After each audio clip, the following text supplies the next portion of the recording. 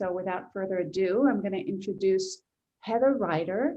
She's an anxiety coach and imposter syndrome educator who personally overcame high functioning anxiety and imposter syndrome while working in a demanding tech job. She works with clients from all over the world who want to take a non-traditional, holistic approach to healing anxiety. She regularly writes and presents on the issues of perfectionism, imposter syndrome, high functioning anxiety, and other anxiety related topics. So Heather, welcome. I can't wait to hear you explain how you can reduce anxiety with emotional willingness, which I find a very intriguing terminology and concept. So looking forward to hearing what you have to say, and I'm going to turn it over to you now.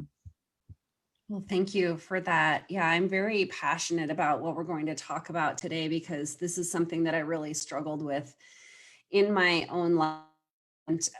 From what I have found from working with hundreds of clients is that a lot of people struggle with this as well. And so just to give a little bit of a backstory so people have some context for what I am chatting about, I had high functioning anxiety, which can kind of be thought of as hidden anxiety. And I was for, probably 10 years looking back with anxiety and didn't realize it. I don't know what I thought anxiety looked like exactly, but whatever I thought anxiety was not what I had. So high functioning anxiety is just that. Someone who has it is extremely high functioning in the.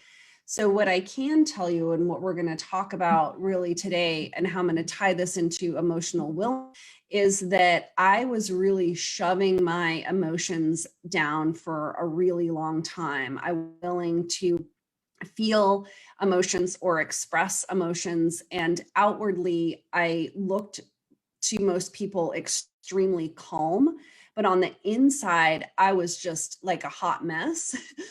But it's because I wasn't really willing to like address or feel emotions. So emotions can kind of be thought of like really simply as either positive or difficult. And so positive emotions are great, right? Like it's super lovely to feel happy and to feel joyous and those sorts of things. But the real reality is that emotions are constantly shifting and we all feel all sorts of different emotions every day. Some of those are difficult. And those are the ones that are challenging for people where they don't often want to address them or feel them because it's difficult to feel sad, or for some people can really feel difficult to be free. So it's like you just turn that off and shove that out of the way. But unfortunately, you can't do that with only the difficult emotions. If you start to squelch any emotions, you start to squelch kind of all of them. So it's like, yeah, it's no fun to feel angry or sad. So we'll push that aside. Well, you also start to push aside the joy and the happiness. So what I have found from working with so many people with anxiety is that people really have become really unwilling to have their emotions, to either express them or to feel them. And so I have a couple of little statements right here because people who are watching replay or watching live might be like, well, how do I know if I'm doing that? So these are some questions and you can kind of rate yourself on a scale of 1 to 10, where 1 is like, oh, that's never true, right? And 5 is like, that's always true. So I'll just say these statements. I try to hide how I feel from others. I judge myself based on the mistakes I make in front of other people. I avoid crying in front of other people. I have to be the strong one because people depend on me. If people see me get emotional, they will think that I am weak. I question how well I'm doing. I can't stand making mistakes. There's probably one statement in there that really struck out to everyone, their own unique statement. And I will say for me, it was that I have to be the strong one because people depend on me. So my kids are in high school now. I have 2. When they were very young, they were 2 and 5. I was getting a divorce. And so really difficult time. If anybody is watching has been through a divorce, it sucks, right? Totally sucks. And so I remember that I was talking to one of my friends on the phone, and I told her how proud I was of myself because I was keeping it all together, that I wasn't laying on the floor in a puddle crying. And she said to me, well, what would happen if you did just like lay on the floor and just cry? And that was so foreign to me because of who I was then, because I was so emotionally unwilling. I was like, well, I can't do that. I have to be strong for Maddie and Jordan, who are my daughters. So this is a perfect example. I was not willing to confront, address, or feel my emotions at literally one of the most difficult times in my life, because in my mind, I felt like, well, I can't be sad right now. I can't be scared right now. I can't be fearful right now. I can't be angry right now, because if I show any of those things, my daughters are going to see it and then they're going to be sad or upset. So I have to like be strong and keep it all together. And so this is really true for so many people. It's just there is something in their mind where they think, I can't express or feel these emotions, so I'm going to block them. And do that time after time, like week after week, eventually there is repercussions to that. It does, you don't get off free without addressing your emotions. And so for me, it was massive anxiety that resulted. So yes, the point of all this is to really assess yourself.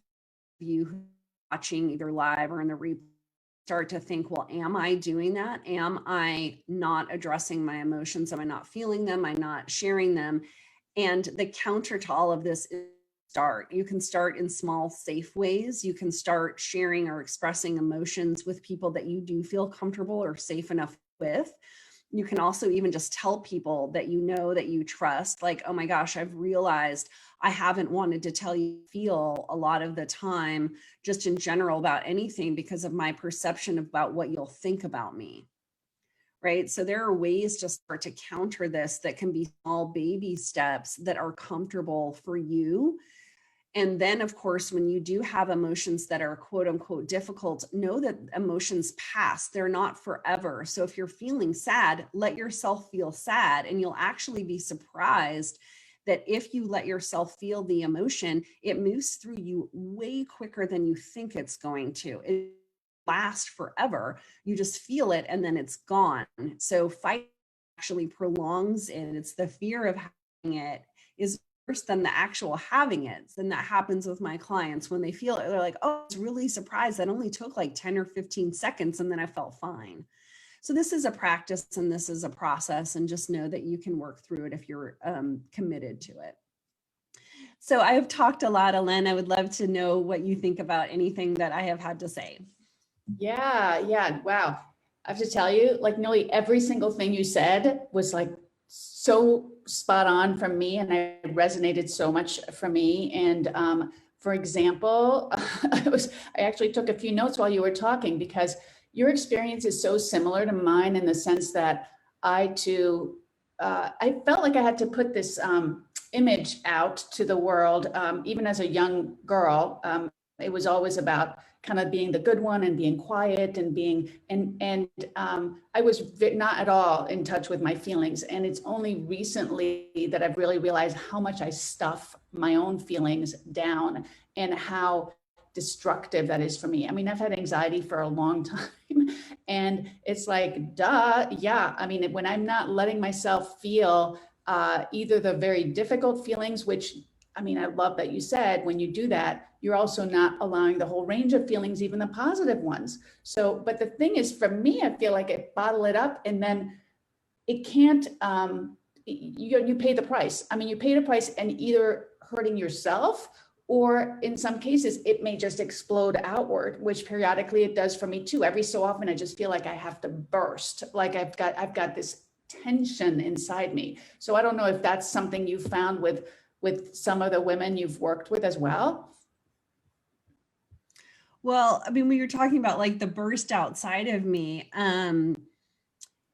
I mean, that makes me think when I was really, really struggling with anxiety, I would wind up screaming at my daughters a lot when they were in elementary school. And I don't mean just them. I always say screaming, that means different things to different people. I mean, I was at the top of my lungs, top of my throat, screaming at them. And it's because I was pushed down, eventually comes out. And that is true for most of my clients, what you just said as well. It's like they'll find themselves sort of coasting along, and then they'll have a massive outburst. It's usually of anger with somebody that they're close with, either their kids or their significant other, or sometimes it will happen at work, with somebody that they work with, where they'll just like lose their bleep, Yeah. So this is why I was saying there's repercussions and you can't keep doing this. There is a cost to it, and it can be ruining relationships, and it can be also physical health issues, because if you're shoving that down, something's got to give. So it's either going to be an outburst or it's going to be like body problems. Yeah. No, I feel it like, I would get stomach aches a lot. I'd get headaches. I definitely feel it in my body. And then I would say it's beyond anger. When it comes out, it's rage. It's ugly, and I'm not doing it to, it's funny. Maybe some people do. I'm not doing it to the cashier or to the whatever. It's the people who are closest to me. It's my husband and my kids, the people I love. And so it's scary.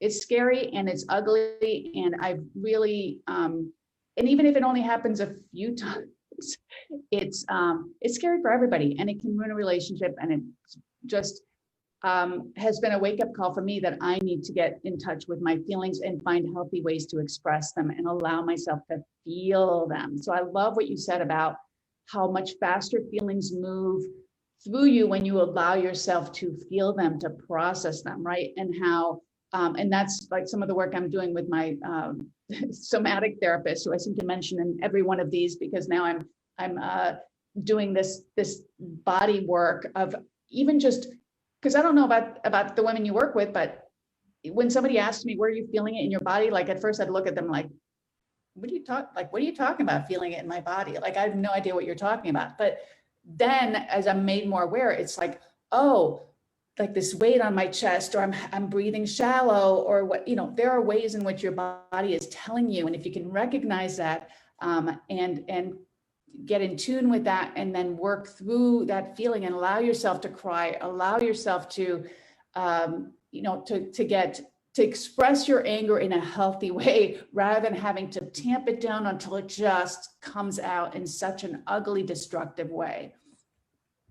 I love everything you just said. You're really illustrating exactly what I'm talking about. And this is the thing, is that when I say people have been shoving down their emotions for a long time, it's really hard to articulate what that means.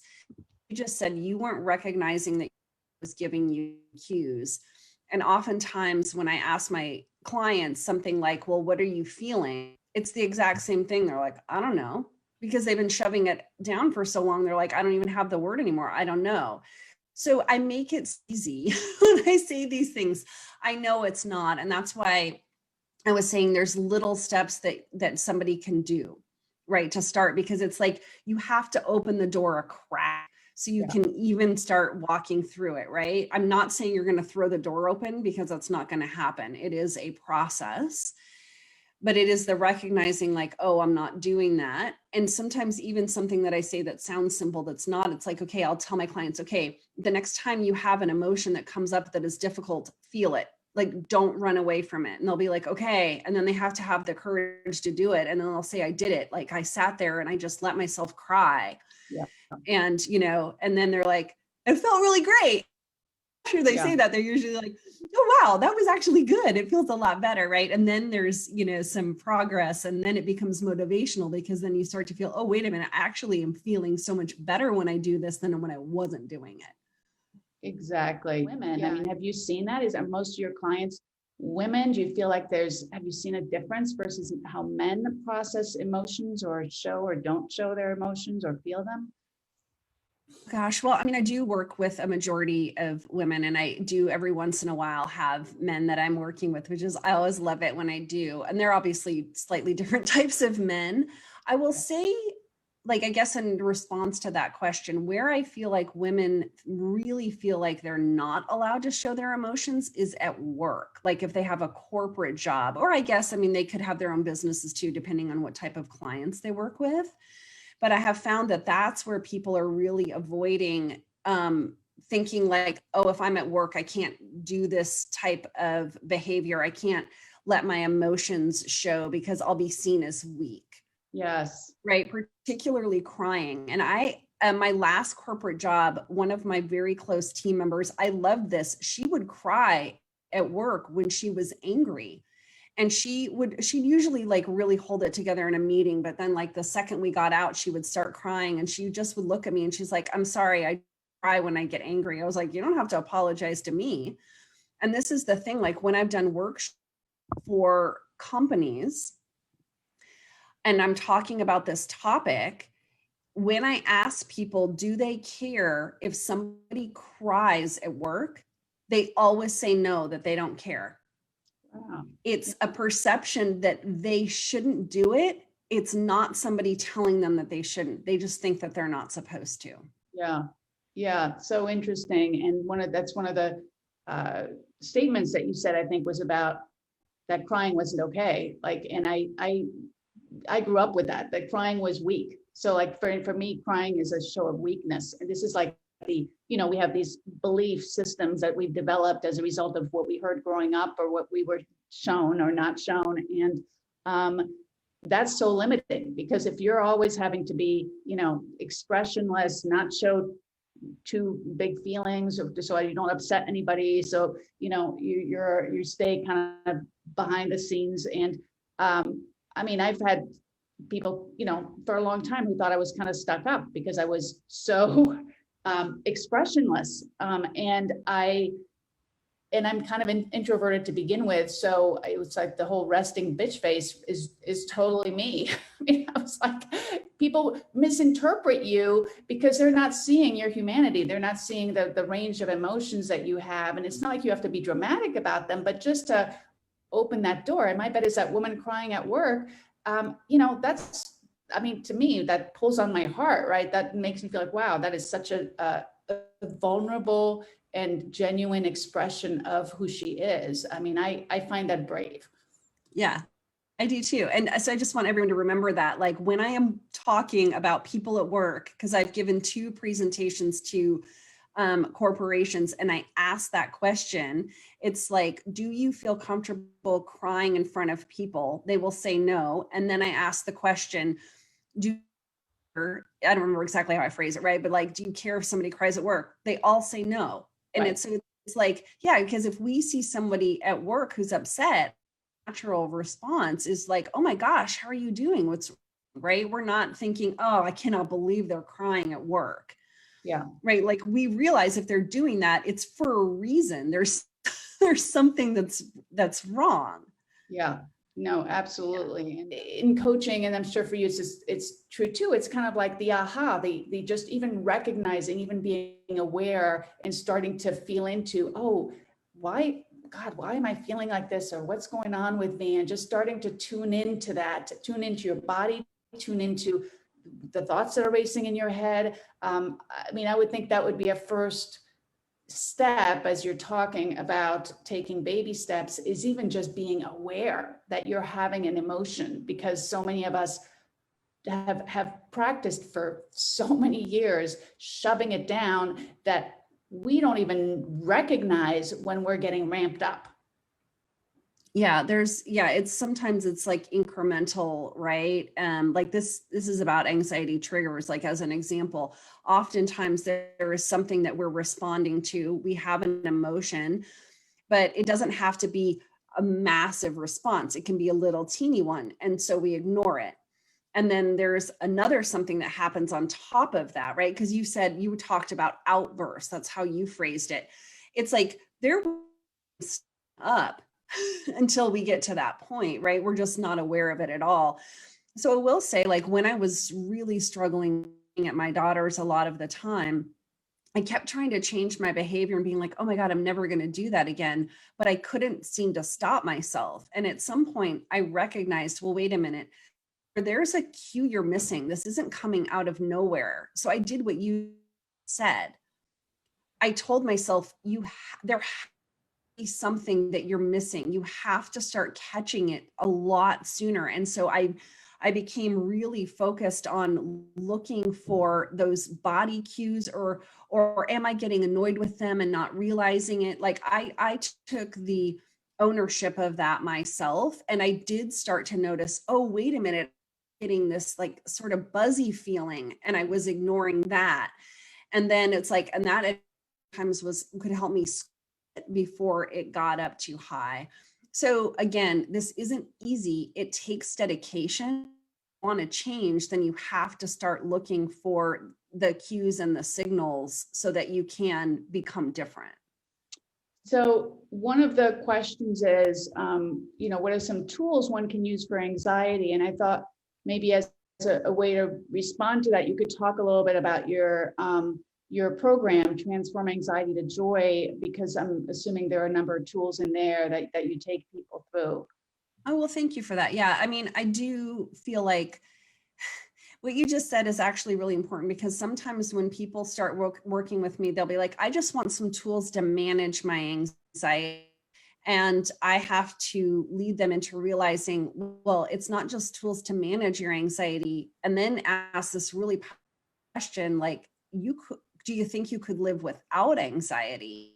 Because the answer is that's where I'm at now. And that's where a lot of my clients have gotten to. We work on the core reasons they have anxiety, so it's not there anymore. And then you don't need a tool because it's gone. Right. And so but process. So for anybody who is looking for some tools, I actually would love for you to go to my YouTube channel, which you can look me up, Heather Ryder. I'm super easy to find because I do have some quick tools videos there, so you can watch those. But for somebody who is definitely interested in making some real significant change and progress this year, I do have an 8-week program called Transform Anxiety to Joy. It's starting in 2 weeks on the 26th. And that program does get at the root cause of why people have anxiety. These are just some of the things that the program covers. Learning how to quickly shift those difficult emotions to ones that feel better, because there are ways to do that. Learning the secrets about why you might be unknowingly triggered. Techniques for when you are overwhelmed or spiraling, because as I mentioned, we do need some tools when we're working on the bigger stuff, ways that we can like manage it on a daily basis. I also help people uncover the reasons that they are avoiding their emotions. I am a big proponent of understanding your inner critic, and that is a whole nother conversation, but that's something we tackle in the program, is learning the best way to recognize when your inner critic is talking and how to get it to shut up. And then also I just help people understand secrets that are really kind of subconscious that are holding them back from feeling good. Wow, that sounds like a very powerful program. I will be putting the link to that program as well as your free gift, which is Rate Your Emotional Willingness. So tell us a little bit about that one. And I guess we haven't really used emotional willingness per se in our conversation, but obviously it speaks for itself, but you can describe that as well. Right, yeah, so the gift is a rating scale. So those things that I was reading at the beginning, it's a way to rate yourself and then get a total score. And then there are writing prompts that have to do with the statements that you rated yourself on, and just some exploratory prompts about how you got to where you are and why you are or are not willing. Wonderful. Well, that sounds like such a generous gift. Thank you so much for that. I'll be linking to your website. I'm going to find your YouTube channel and link to that as well, in the freebie and the program. So many wonderful offerings. Thank you everyone for joining us today. And special thanks to Heather for sharing such important information. I think so many of us are going to be able to benefit from just even recognizing that what's been going on with us is anxiety, and then that there's a path forward with some wonderful tools, and it sounds like a terrific program from Heather. So don't forget to check out all the links I'll be putting in the comments. So thank you again, and thanks Heather, and I hope everybody has a great rest of the day. Thank you.